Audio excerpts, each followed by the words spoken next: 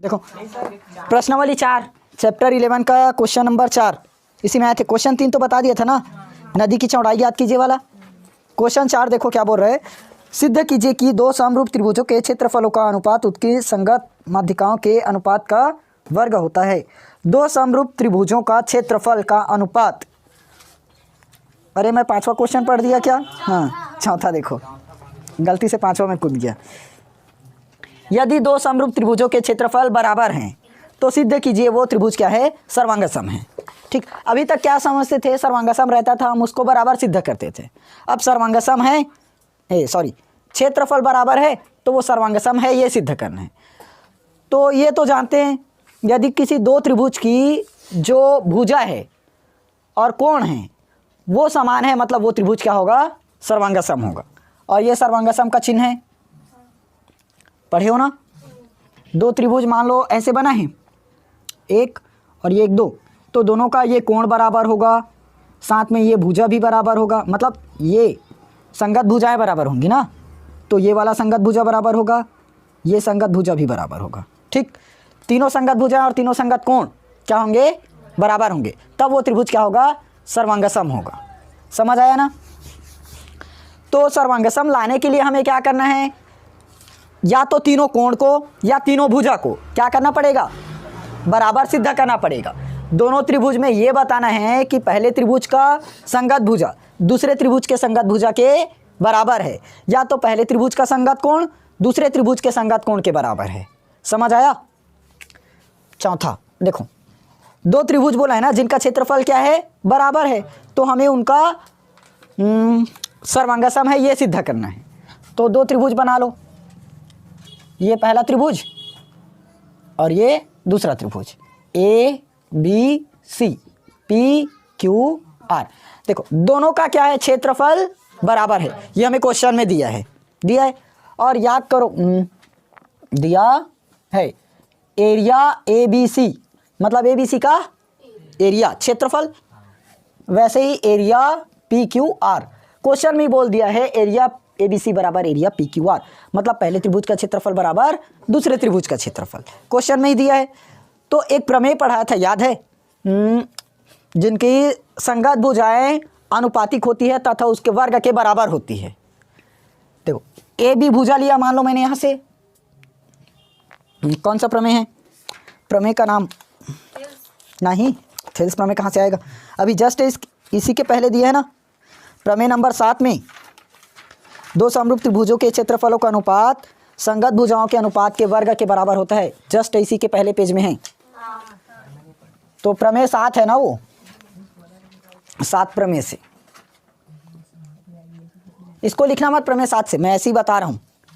क्या होता है, ए बी का संगत भुजा क्या है, जल्दी बताओ, पी क्यू, इसका वर्ग होता है बराबर बी सी बटे क्यू आर, और एक भुजा और कौन सा मिलेगा, जल्दी बताओ, ए सी बटे पी आर, ये इसका स्क्वायर होगा। अब स्क्वायर है तो हम स्क्वायर से स्क्वायर काट भी सकते हैं, क्या काट सकते हैं, तो क्या मिल जाएगा, इसीलिए ए बी बटे पी क्यू ये भी ला सकते हैं, बी सी बटे क्यू आर, ए सी बटे पी आर ला तो सकते हैं, आएगा।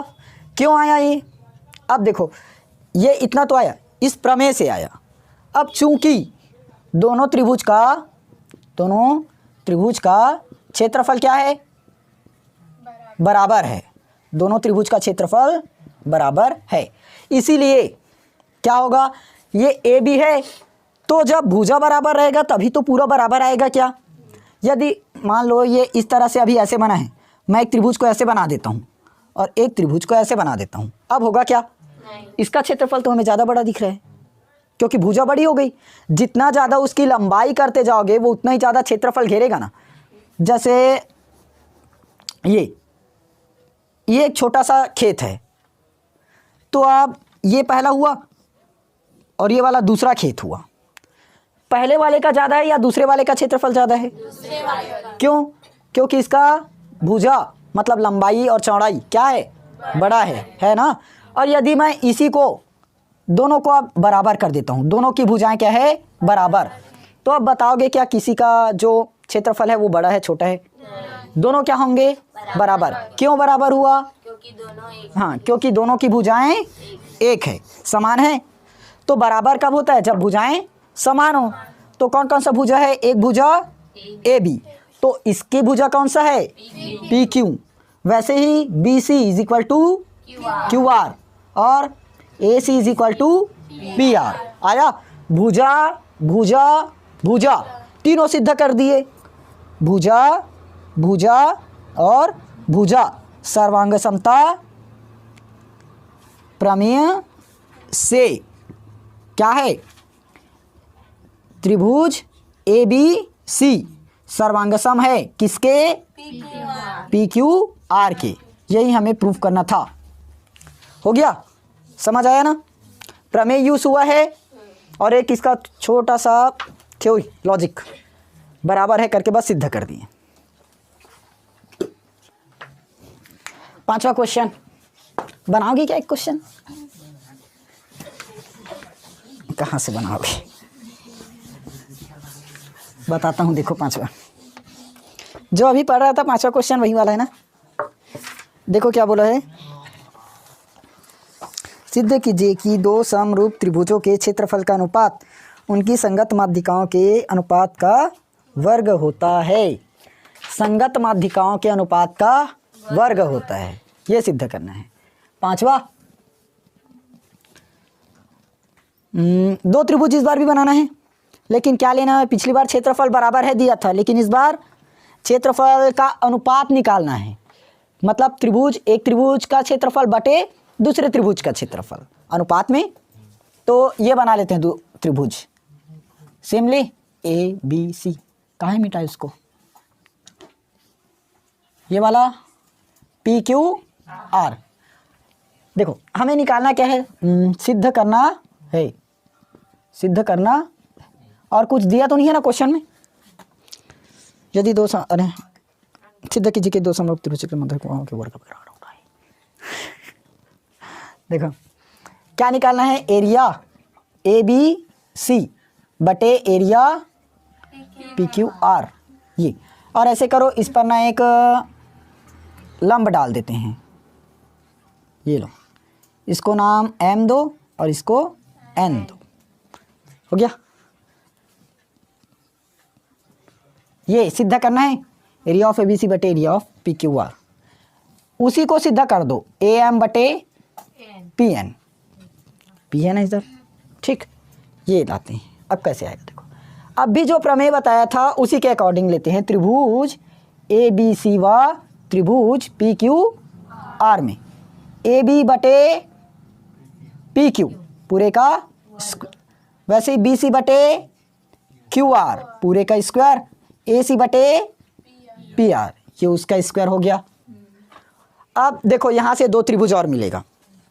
मैं पहले त्रिभुज को इस तरीके से ऐसे निकाल देता हूँ, दूसरे त्रिभुज को भी ऐसे बना दिया। यहाँ क्या है? ए बी, यहाँ मेरे ख्याल से तो एम है, यहाँ पी, यहाँ एन, ये है। अब सेम तो अगर मैं इसको मिटा दूँ, ये लो, नहीं मिटा, ये लो, देखो ये त्रिभुज और ये त्रिभुज अब सेम जैसे दिख रहा है ना। सिर्फ ये समकोण बना है और यहाँ समकोण नहीं बना, ठीक। तो दोनों में वैसे ही ले सकते हैं। ए बी बटे, इस बार कौन सा त्रिभुज आएगा? ए बी एम व पी क्यू एन में वही लगाएं। ए बी बटे इस बार क्या होगा? ए बी बटे पी क्यू पूरे का स्क्वायर, और ए एम बटे पी एन पूरे का स्क्वायर, और बी एम बटे क्यू एन पूरे का स्क्वायर। इसको मानो इक्वेशन फर्स्ट, इसको सेकंड। समीकरण 1 और 2 से देखो, ए बी बटे पी क्यू है, ए बी बटे पी क्यू, मैं इसके बराबर में पी एम बटे पी एन लिख सकता हूँ, और ये इसी के अनुपात से निकला है।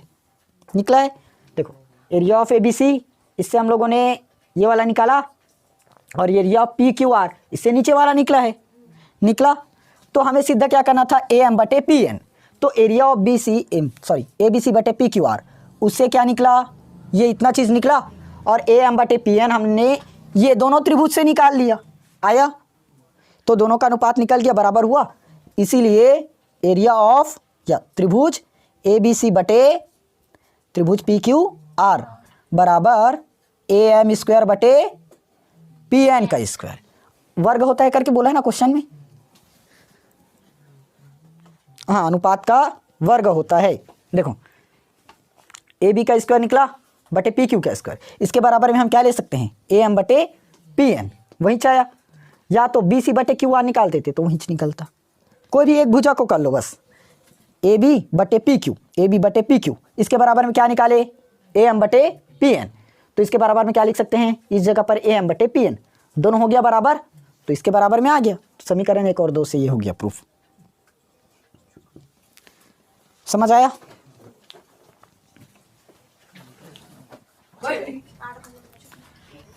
चलो देखो इस पर क्या बोला गया है। शाहिद एक खंभे की लंबाई का अनुमान लगाते समय इस प्रकार खड़ा होता है कि उसके सिर एच की छाया व खंभे के सिर शिखर क्यू की छाया एक ही बिंदु डी पर पड़ती है। ये सूर्य नहीं बनाए, चलो डी पर पड़ती है। यदि D is equal to 1.6 metre, D F is equal to 4.4 metre, तो खंभे की लंबाई क्या होगी, जबकि शाहिद की लंबाई 1.2 मीटर है। ठीक, देखो शाहिद एक खंभे की लंबाई का अनुमान लगाते समय इस प्रकार खड़ा होता है। ये शाहिद है ना, समझ लो इसको ऐसे ही वो इंसान। यहाँ एक सूर्य बना है, सूर्य जानते हो ना, सूरज दादा।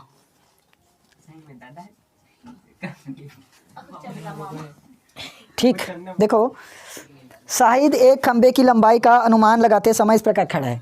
ये इस प्रकार खड़ा है कि एच की छाया, मतलब ये उसके सर की छाया कहाँ पड़ रही है, खंभे के शिखर, एच सिर की छाया और शिखर की छाया एक ही बिंदु डी पर पड़ती है। मतलब ये शिखर हुआ और ये उसका सिर हुआ।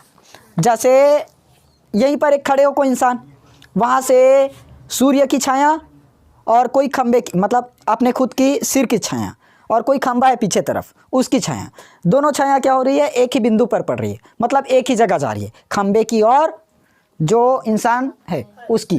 तो ये उसके सिर की छाया और ये खंभे की छाया, दोनों की जो परछाई है वो कहाँ मिला, डी बिंदु पर। ठीक, इस प्रकार से खड़ा है। तो डी ई बराबर क्या दिया, 1.6 मीटर, डी ई बराबर 1.6 मीटर और डी एफ बराबर 4.4, डी एफ कितना है 4.4 मीटर और शाहिद की लंबाई 1.2। ये लो, ये 1.2 मीटर का है। अब देखो यदि मैं इस त्रिभुज को ना थोड़ा सा ऐसे पलट देता हूँ,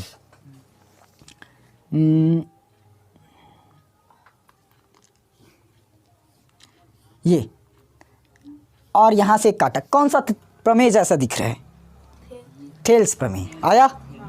क्योंकि थेल्स प्रमेय में ऐसे ही होता है, एक त्रिभुज रहता है, एक समांतर खींचते हैं तो दोनों को समान अनुपात में विभाजित करती है, मतलब दोनों रेखा को।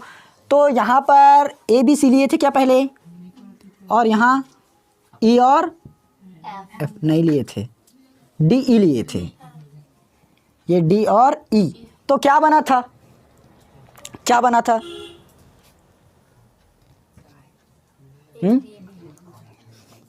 क्या बना था, अरे देखो ए बी बटे में ए डी, ये लिखे थे, आया था ना त्रिभुज के क्षेत्रफल से। थेल्स प्रमेय जैसे लगा। तो आप ध्यान देना, यहाँ पर मैं ये पूरा लंबाई ले सकता हूँ थेल्स प्रमेय से, एफ डी, एफ ये 5वां है ना, दिया है लिख लेना ना, दिया है, जितना भी वैल्यू दिया है ना इस पर उसको लिख लेना, ई डी बराबर एफ डी बराबर एच ई बराबर, उसको यहाँ लिखोगे, मैं लिख नहीं रहा हूँ, सीधा समझा रहा हूँ। देखो एफ डी बटे में क्या ले सकते हैं, ई डी आएगा। वैसे इस तरफ डी से क्यू, पूरा लंबाई क्या है डी से क्यू, और छोटा सा लंबाई डी से एच, डी से एच क्या हुआ, छठवां है। चलो एफ डी की लंबाई 4.4 और ई डी 1.6, डी क्यू नहीं दिया क्या,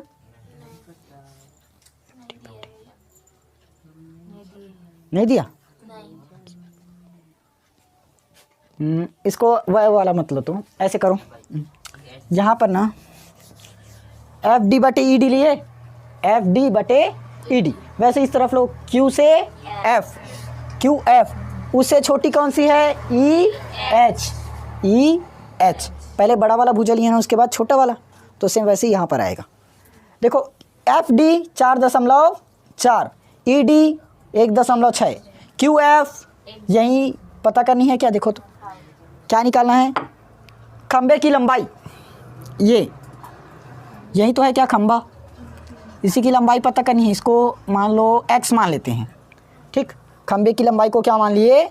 x। और ई एच पता है हमें 1.2, तो 4.4 इंटू 1.2 अपॉन में 1.6, x का मान आएगा क्या? इसका गुणा कर दो, इसको नीचे में लेकर आओ। समझ आया ना कैसे हुआ यहाँ पर? तो एक पॉइंट से ये वाला पॉइंट कटेगा, काटते हैं ना, और 2 छक्के 12, 2 अट्ठे 16, 2 तिया 6, 2 चौक 8 आया, 4 एकम 4, 4 एकम 4, 1.1 इंटू 3, तो क्या आएगा? 3.3 मीटर। यह आ गया आंसर। कहाँ 4 काटे? तो 11 चौक 44 ठीक तो हुआ। 4 एकम 4, 4 एकम 4 आएगा, तो देखो आंसर ये आ गया। समझ आया?